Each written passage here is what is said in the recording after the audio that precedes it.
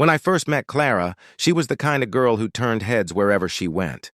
Confident, charming, and surrounded by people who adored her, she had an energy that drew me in instantly. We met through a mutual friend at a cafe, and for a few weeks everything felt like a dream. We laughed, talked for hours, and even made plans for the future. But everything changed the moment she learned about my financial situation.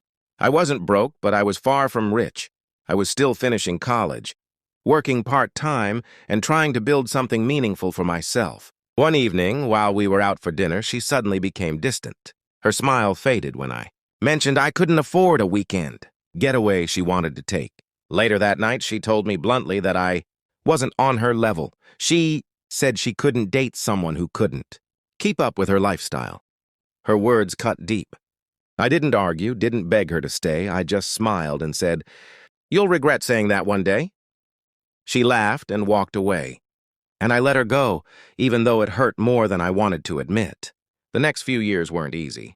I focused on finishing my degree, working long hours, and saving every penny I could. Slowly, things started to change. I landed a great job in a tech company, worked my way up, and eventually started my own business. By the time I was 27, I had built something I was proud of: a stable career, financial freedom, and a quiet confidence that didn't rely on anyone's approval. Then one evening, as I was attending a charity event, I saw her again.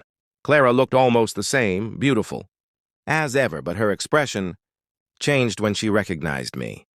She approached me hesitantly and asked if I remembered her. Of course I did. We talked, and she tried to catch up as if nothing had ever happened. She mentioned she had gone through a rough breakup and was trying to find herself. When I told her about my business and how life had turned out, her eyes widened, and for a moment, she looked genuinely stunned. As the evening went on, she hinted at wanting to meet again. Maybe for dinner sometime.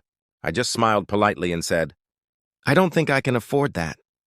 It was a quiet, gentle echo of the same words she once used to push me away. Her smile faltered, and I could see the regret in her eyes. I wished her well, shook her hand, and walked away.